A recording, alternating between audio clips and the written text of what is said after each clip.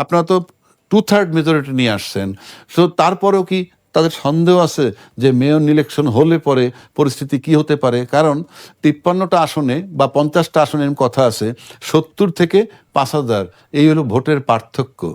সুতরাং সামনে মেয়র নির্বাচন কবে হবে, আর ততক্ষণ পর্যন্ত এই সরকার কোন জায়গায় যায় তার আলোকে চিন্তা ভাবনা করে আমার কাছে মনে হয় অ্যাডমিনিস্ট্রেটর নিয়োগ দিলাম। কারণ ওই দল ক্ষমতার বাইরে থেকে আওয়ামী লীগের যদি আপনি নিষেধাজ্ঞা যেটা কার্যক্রম নিষিদ্ধাজ্ঞা প্রত্যাহারও করেন, আইসা তো ওই চিৎকারটা করতে পারবে না, নির্বাচন দেওয়া, মেয়র অ্যাডমিনিস্ট্রেশন দিয়ে না, 2/3 মেজরিটি দ্বারা পাওয়ার।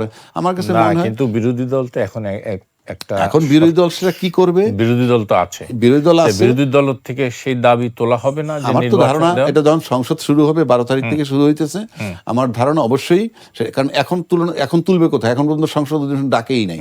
সুতরাং 12 তারিখ ডাকবে, এবং এইটা দিতে গেলে হয়তো একটা পরিস্থিতি হইতে পারে, সেই ফাঁকে আমার কাছে মনে হয় এটা পাশ কাটায় করে ফেললাম। তা না হলে এত তড়িঘড়ির খুব একটা প্রয়োজন ছিল বইলা। এখন তো অনেক কিছু নিয়োগ, বিয়োগ, সংযোজন হচ্ছে, এটা হতেই থাকবে ধারাবাহিক ভাবে, হতে থাকবে, অনেক কিছু এবং পার্লামেন্টে যাবে, পার্লামেন্টে গিয়ে বিচক্ষণতার পরিচয় তার আর্গুমেন্ট করবে। এখন একটা নিয়োগ দিয়ে দিলে সেটা বাতিল করা কঠিন, আপনি তো আপনার পক্ষে ভোট নিতে পারবেন না, 2/3 মেজরিটি তো আছে।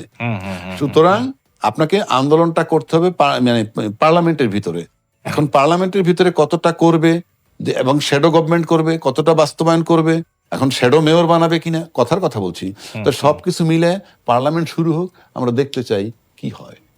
না, আপনি সেটা তো পার্লামেন্টে একটা বিষয় আছে, কিন্তু রাজপথে অথবা নিয়ম অনুযায়ী প্রশাসক এবং স্থানীয় সরকার নির্বাচনগুলো তো হতে হবে, সেটা কি আপনি বন্ধ করে রাখতে পারবেন? এটা অনুচিত হয়েছে। আপনি তো পরিষ্কার বুঝাই দিলেন যে আপনি এই নির্বাচনটা আপাতত করছেন না।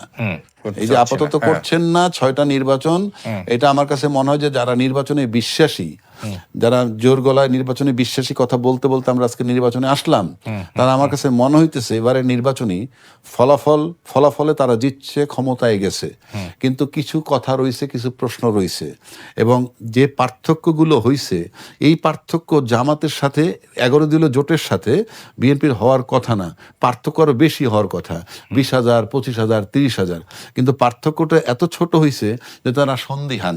সুতরাং নির্বাচন নিয়ে আমি শঙ্কা দেখতেছি, যে মানে নির্বাচন দিবে কি দিবে না, এই ব্যাপারে আমার একটা ডাউট তৈরি হয়েছে।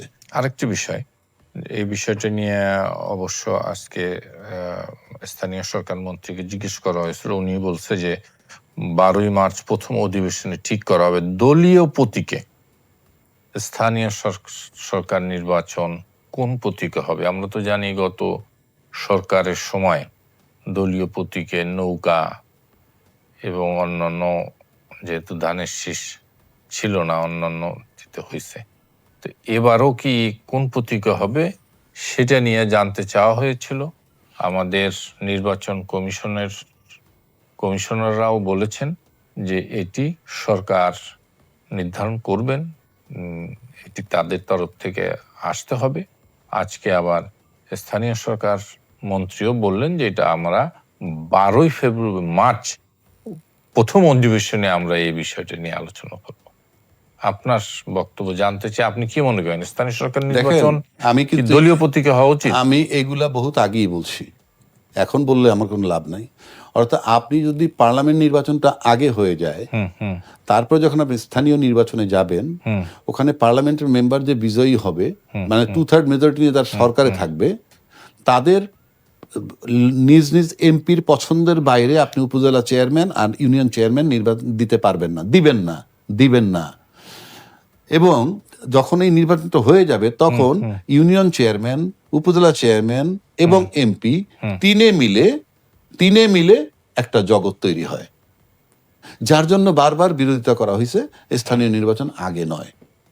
যেহেতু স্থানীয় নির্বাচন পরে হবে, সুতরাং আমার কাছে মনে হয় যে দলীয় প্রতীক দেওয়া না দেওয়ায় কিচ্ছু আসে যায় না। এখন ওনারা দিবেন কি দিবেন না সেটা ভিন্ন প্রশ্ন। কেন আসে যায় না কেন?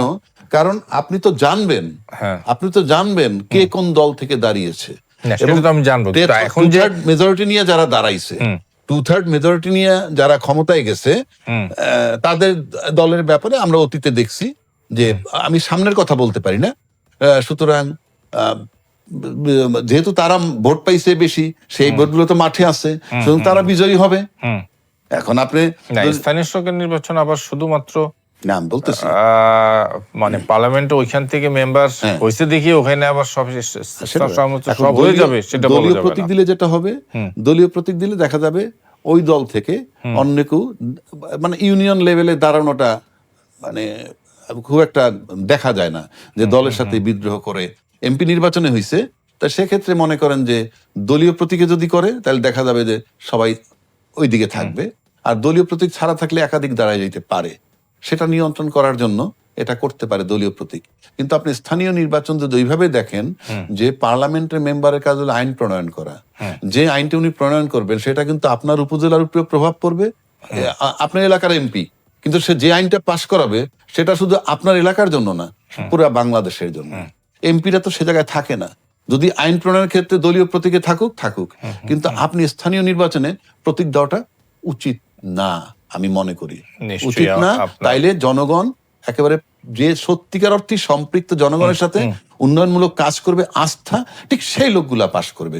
আর দলীয় প্রতীক দিলে কিন্তু আপনি আপনার পাশ করায় নিয়ে চলে আসলেন। অ্যাডভোকেট রাজ্জাকি, আমরা আলোচনায় ছিলাম, আর একটু আলোচনা যদি করতে চাই অন্য একটি প্রসঙ্গে, সেটা হচ্ছে 5 আগস্টের পর আমরা জানি যে অনেক মামলা হয়েছে। আজকে স্বরাষ্ট্রমন্ত্রী বলেছেন এই প্রায় 12 মানে শতাধিক মামলা যেগুলো প্রত্যাহার করে নেওয়া হবে। অভিযোগ আছে যে অধিকাংশ স্থানে অধিকাংশ মামলার বাদী, এই সমস্ত মামলার বাদী বিএনপি অথবা তার অঙ্গ সংগঠন অথবা নামধারী বিএনপির নেতা কর্মীরাই এই মামলার বাদী। তাহলে কি হলো? আপনিও মামলাই আপনি দিলেন, আবার এখন মামলা সেটা প্রত্যাহার এতদিন পর। শুনতে চাই একটু আপনার কাছ থেকে। শোনেন, এটা তো আওয়ামী লীগ যে বিগত 15 বছর যে মামলাগুলা করেছে, তো সেই মামলাগুলাও তো আমরা জানি কিরকম মামলা, কোন ধরনের মামলা করেছে। এবং 5 আগস্টের গায়েবী মামলা করেছে, সেটি বলছি, ওটা আলোচনা করে লাভ নাই। গায়েবী মামলা, আজগুবি মামলা, একজনের মারছে 200 জনে মিলে, মানে একজনের পিটাইছে 200 জনে মিলে। 200 জনে পিটায় কেমনে? খুঁজেই তো পাবে না। তো যাই হোক, ওই মামলা ছিল। এখন আজকে যারা ক্ষমতায় আসছেন, কোনো সন্দেহ না যে ওই মামলাগুলো অতীতের গুলা, তুললেই কি আর না তুললেই কি। না, অতীতের মামলার কথা বলেন না, আমি বলিনি অতীতের, অর্থাৎ আমি বলছি ওই যে বিগত 15 বছরের সময় যে মামলাগুলো, সেগুলো সেই মামলার বিষয়ে কোনো কথা বলেন। আমি ওইটা বলছি, এটা তুললেই কি আর না তুললেই কি, ওইগুলা অ্যাকশনে যাবে না। আমার কথাটা বোঝার চেষ্টা করেন। ওই মামলাগুলা নিয়ে কোনো স্টেপিং হবে না। ওগুলো দেখবেন সব অটোমেটিক আস্তে আস্তে সব মামলা নথিভুক্ত হবে। ওই রিপোর্ট নাই, সাক্ষী প্রমাণ নাই, সব এটা ক্লোজ হয়ে যাবে। আর যেগুলা এই এখন 5 আগস্টের পরে যেগুলা তোলা হচ্ছে, এখানে 2টা জিনিস দাঁড়ায়। এক হইলো ওই ঘটনার পুনরাবৃত্তি, যে ওরা মিথ্যা মামলা করছে, আমরাও করলাম, এটা এস্টাবলিশড হয়। তা না যে মামলা যদি ফ্যাক্ট সত্যি, যদি মামলা ঘটনাগুলো ঘটে এবং মামলা হয়, সেই মামলা এইভাবে তোলা যায় না।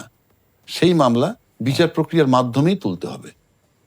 কিন্তু আপনি যদি মিথ্যা মামলা, ওইটাই বলতেছি, আমি ওইটাই বলতেছি। আপনি একটি মামলা, এটা তো আমরা জানি, আমরাও জানি ঘটনা ঘটেছে, কিন্তু এই ঘটনায় আপনি কি জড়িয়ে এই আওয়ামী লীগের বহু নেতা কর্মী, শেখ হাসিনা থেকে শুরু করে আসাদুজ্জামান কামাল থেকে শুরু করে সব 200 লোক আসামি করে সে মামলায় দিচ্ছেন, মাঝখানে 3-4টা নাম দিয়ে দিচ্ছেন হলো নিরীহ লোক।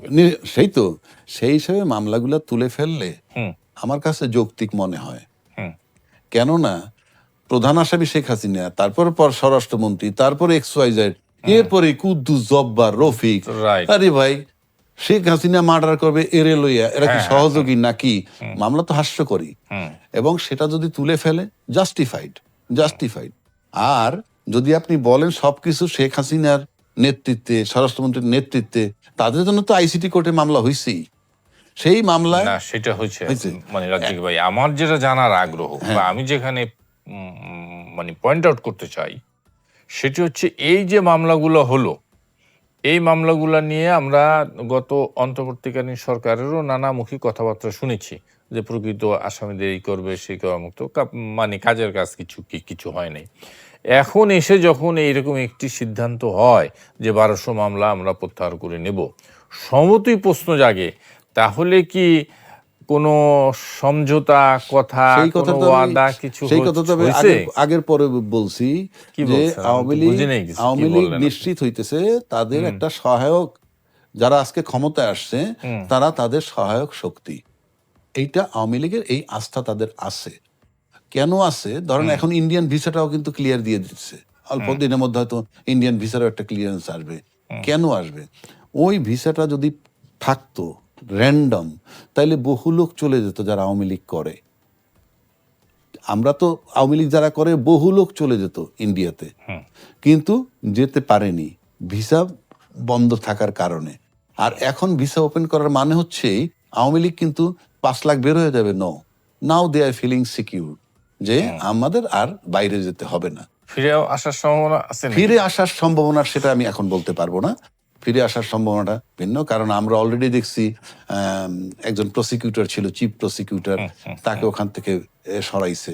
এখন আপনি বলতে পারেন চিফ প্রসিকিউটরের কিন্তু বিরুদ্ধে কোনো কিন্তু দোষ আনে নাই, কোনো অভিযোগ আনে নাই, তাকে সরিয়ে দিয়েছে। এখন সরিয়ে দিয়ে আরেকজনকে দিচ্ছে, আমিনুল ইসলাম। আনুগত দলের লোক, খালেদা জিয়ার আইনজীবী ছিলেন। আনুগত বলি বা দলের বলি, যাই বলি, এটা যদি ওই বিবেচনায় নেন, তাই সাধারণত দল এগুলো করে ক্ষমতা আসার পর। কিন্তু তাজুল ইসলামের বেলায় যেটা আমার কাছে মনে হচ্ছে যে তাজুল ইসলামের নিয়োগ দিল অন্তর্বর্তীকালীন সরকার। তো এই সরকার আসার পর ওদের একটা দায় এড়াইতে চায়, যে কারণ তাজুল ইসলাম যদি কন্টিনিউ করে তাহলে তাজুল ইসলাম পিছে যা জাজমেন্টটা তার সময় হইছে আর পরে যেটা হবে সবগুলার দায় আমার উপরে বর্তায়, মানে আমি সরকারে আছি এখন। আর যদি তাকে সরাইয়ে দেওয়া হয় তাহলে বলা যাবে যে ওই পর্বে আমরা ক্ষমতায় ছিলাম না। ওখানে কি হয়েছে আমরা জানি না। আমার কাছে স্রেফ এইটা মনে হয়, এছাড়া আমি কোনো কারণ দেখি না। তারপরে কি হবে এটা আমরা আর একটু পরে বলতে পারবো, যে এরে বদল করে কি হলো, আমরা আইসিটিতে কি পাচ্ছি বা কি পেতে পারি, সেই আলোচনাটা পরে হবে, এখন বলা যাবে না। কিন্তু এখন আপাতত মনে হচ্ছে যে তাজুলকে সরানোর মানেই হচ্ছে এই যে ওই সরকারের সময় নিয়োগপ্রাপ্ত ওনারা যা করছে সেটা আমরা জানি না, ওটার দায় আমাদের নয়। এখন এটাতে একটা কোশ্চেন মার্ক বদল করেন। আমি যদি বিচারই চাই, আমি যদি কি বলে সমস্ত হত্যার বিচার চাই, তাতে যে সমস্ত অনেকগুলো কথা আসছে, পুলিশ হত্যার ব্যাপার আসে নাই, সেগুলো ইনক্লুড করা হোক, কিন্তু বিচার চলমান থাকুক।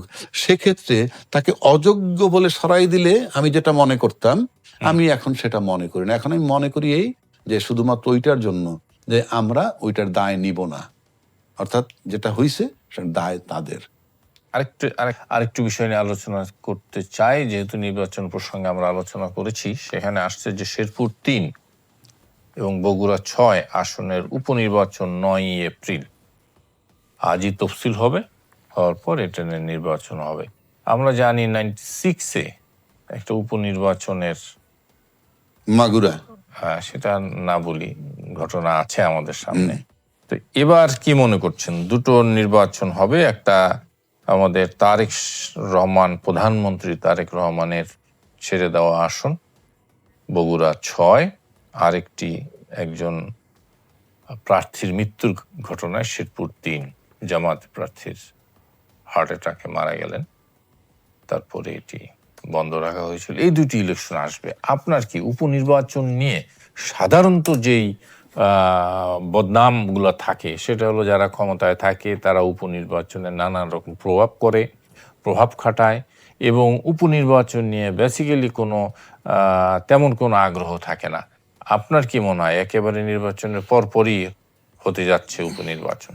বিষয়টা হচ্ছে যে দুইটা আসন যদি চলেও যায়, তাতেও কিন্তু 2/3 মেজরিটিতে কোনো ঘাটতি হয় না। পাশাপাশি নির্বাচনী অনেক প্রশ্ন আনছে 11 দলীয় জোট। আমরা তো বলতে পারবো না, তারা বলতে পারবে। তারা ইঞ্জিনিয়ারিং এর প্রশ্ন আসছে, তারা কোনো জায়গায় কারচুপির কথা আসছে, ওভার রাইটিং, কাটাছেড়ার কথা আনছে, বিভিন্ন কথা তারা আনছে। তো এখন উপনির্বাচনে 2টা সিটের প্রার্থী কারা, দ্যাট ইজ ইম্পর্টেন্ট। প্রার্থী যদি কেউ বলছে যে তারেক রহমান সাহেবের ফ্যামিলির যদি কেউ দেয়, সেটা এক হিসাব। প্রার্থী যদি ফ্যামিলির বাইরে কাউকে দেয়, ফ্যামিলির ভিতরে আছে কে এখন তারেক রহমান সাহেবের ওয়াইফ আর তার মেয়ে, এই তো। আবার কোকো সাহেবের ওয়াইফ আছেন। আমি জানি না এদেরকে যদি দেয়, এদেরকে তো ফেল হওয়ার কথা না, কারণ এরা পরিবারের লোক, প্লাস ওখানে তো পাশ করছে বিএনপি। আর অন্য প্রার্থী যদি দেয় বিএনপির, সেক্ষেত্রে ওখানে জামাতের বা 11 দলীয় জোটের সাথে প্রার্থীর পার্থক্য কতটুকু ছিল আমরা জানি না। খুব বেশি যদি না থাকে, তাহলে এখানে হাড্ডাহাড্ডি লড়াই হতে পারে। আর সেই হাড্ডাহাড্ডি লড়াইতে যদি কোনো কারণে ওই দুইটা প্রার্থী হেরেও যায়, মানে বিএনপির 2টা সিট কমেও যায়, তাতে তার 2/3 মেজরিটি থাকে। পাশাপাশি উপনির্বাচনটা সুন্দর হয়েছে, একটা এক্সাম্পল তৈরি করা যেতে পারে। সেটি তো অবশ্যই নির্ভর করবে, সেটি হলো সরকারের দৃষ্টিভঙ্গির উপর, তার চিন্তা চেতনার উপর, তার সে কি চায়। কারণ অনেক অভিযোগ উঠছে তো, এটা যদি মনে করেন সত্যি সত্যি একটা সুন্দর নির্বাচনে যদি অন্য কেউ পেয়ে যায়, তাইলে 2টা সিট তাদের সরে গেল, কিছু আসে যায় না। কিন্তু